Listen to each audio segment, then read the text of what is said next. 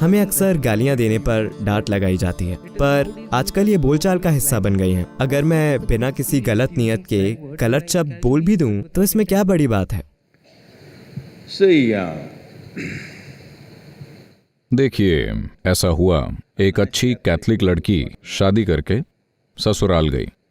3 दिनों के बाद उसने अपनी माँ को फोन किया और बोली, माँ, मैं इस लड़के के साथ नहीं रह सकती, वो हमेशा 4 अक्षर के शब्द बोलता रहता है। तब माँ ने पूछा, वो कौन से 4 अक्षर वाले शब्द बोल रहा है?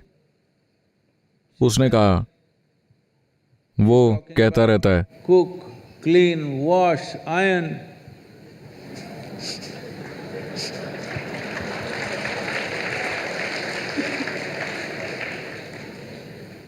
तो शब्दों का इस्तेमाल करने में क्या गलत है? मूल रूप से जैसे आप गाली कह रहे हैं, वो काफी हद तक हमारे पास हमारी खुद की भी गालियां हैं जो हमारी भाषाओं में काफी सामान्य हैं और कुछ अश्लील हैं, कुछ किसी खास इरादे का इशारा करती हैं, कुछ हमारे परिवारों के बारे में बात करती हैं और कुछ बस एक दूसरे का मजाक उड़ाती हुई हैं। पर ज्यादातर अंग्रेजी भाषा की जिन गालियों का आप आज प्रयोग करते हैं वो मूल रूप से अमेरिकी हैं। वो या तो टॉयलेट या बेडरूम के बारे में है। ओके। मुझे आपको ये बताना चाहिए, ये कई साल पुरानी बात है। कोई एक ऑस्ट्रेलिया से एक मेहमान आए थे। मैं करीब 40 साल पहले की बात कर रहा हूँ। ऑस्ट्रेलिया से एक मेहमान आए और मुझे उन्हें मैसूर दिखाना था। आपको पता है, मैसूर एक पर्यटन स्थल है। आप बैंगलोर से हैं? वो एक पर्यटन स्थल है, देखने के लिए कई जगह हैं, इसीलिए मैं उन्हें अपनी मोटरसाइकिल पर ले गया। जब मैं तेज चलाऊं तो मुझे सुनाई देता शिट। मैंने सोचा क्या है, अगर मैं ब्रेक लगाऊं तो शिट। उन्हें कुछ सुंदर दिखता, शिट। अगर खाना बहुत मसालेदार हो, ओ शिट।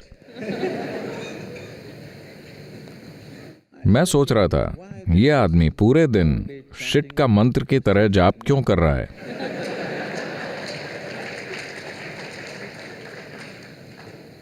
मुझे लगा शायद कब्ज हो, उसे दूर करना चाहता हो।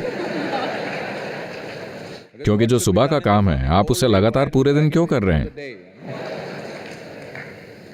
फिर मैंने देखा, जब वो गुस्सा होते हैं, शिट, और तब वो थोड़े शांत हो गए। फिर मैंने सोचा, ये उनके लिए काम कर रहा है, तो मुझे इसे डिस्टर्ब नहीं करना चाहिए, क्योंकि मैं किसी भी ऐसी चीज को डिस्टर्ब करने में विश्वास नहीं रखता जो किसी के लिए कारगर हो। अगर ये काम कर रहा है तो इसे छोड़ दिया जाए। तो मैंने उस बारे में ध्यान से सोचा। देखिए, हमने ध्वनियों के उच्चारण के पूरे विज्ञान को एक शक्तिशाली तरीके से समझा है।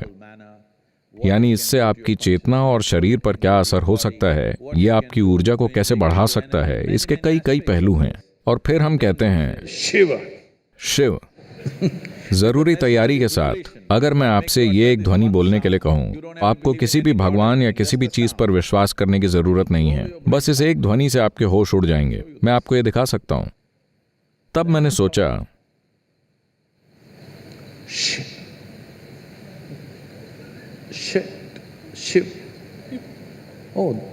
हम इस पर वैज्ञानिक रूप से पहुंचे। वो किसी तरह से ये समझ गए।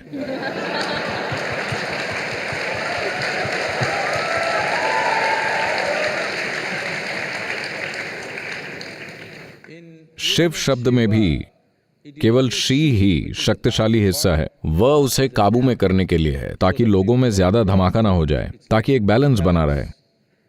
खैर, वह के बजाय उन्होंने ट लगा दिया।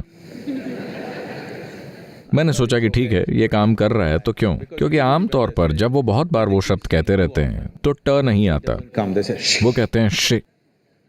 और मैं भी जब शिव कहता हूं तो वह बहुत छोटा होता है, बस सिर्फ शी होता है। तो मैंने सोचा ठीक है, क्या फर्क पड़ता है। फिर तुरंत ही कुछ लोगों को यह बात बुरी लगी।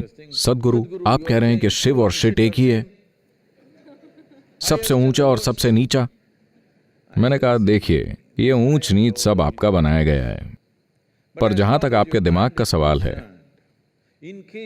अगर उसमें शब्द अल्फाबेटिकल तरीके से स्टोर्ड हों तो शिव और शिट आसपास होंगे। आप शिव को यहाँ और शिट को वहां नहीं स्टोर कर सकते। आपके पास ऐसी क्षमता नहीं है। मुझे नहीं पता कि ये आपके दिमाग में कैसे दर्ज है। अगर अल्फाबेटिकल तरीका हो तो ये एक दूसरे के ठीक बगल में होंगे, तो आप उन्हें अलग नहीं कर सकते। तो सवाल ये नहीं है कि क्या अच्छा है, क्या बुरा है, क्या सही है, क्या गलत है। सवाल ये है Question is, will it work कि everywhere? क्या ये हर जगह काम करेगा। अगर आप हर जगह शिट करते रहेंगे तो क्या ये आपके लिए काम करेगा। सवाल ये है। तो युवा लोगों के बीच ये ठीक है, आप हर जगह शिट शिट कहते रहते हैं, Now it's come to America. पर अब अमेरिका में ऐसा हो गया है कि शीर्ष पदों पर बैठे अफसर भी ऐसे ही शब्द बोल रहे हैं। Just like that.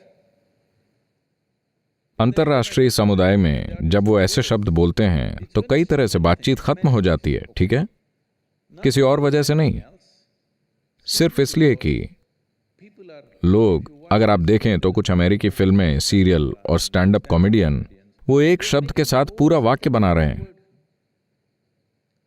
हाँ, पूरा वाक्य सिर्फ एक शब्द होता है जिसे कई अलग अलग तरीकों से दोहराया जाता है और वो उसे महान चीज मानते हैं। मैं कह रहा हूं, एक जटिल भाषा को विकसित करने में इतना समय लगा, मानव मन के लिए हजारों साल लग गए। भाषा उन सबसे जटिल चीजों में से एक है जो इंसानी सभ्यता ने इस दुनिया में विकसित की है। Language. भाषा कोई छोटी चीज नहीं है। वैसे भारत में हमारे पास 1300 भाषाएं हैं। कितनी प्रतिभा रही होगी कि यहाँ आप मराठी बोल रहे हैं, कोई तेलुगु बोल रहा है, कोई कन्नड़ बोल रहा है, कोई कोंकणी बोल रहा है, और हजारों सालों तक यूं तो आप आसपास रहते थे, पर आपने अपने साहित्य को बनाए रखा, उन्होंने अपने साहित्य को बनाए रखा। इस तरह उन्होंने मैनेज किया। भाषा को विकसित करने के लिए एक तरह की प्रतिभा जरूरी है। अब एक भाषा जिसमें सैकड़ों और हजारों शब्द थे, आप उसे एक शब्द में बदल देना चाहते हैं और आपको लगता है कि आप आगे बढ़ रहे हैं। I'm sorry. मुझे दुख है।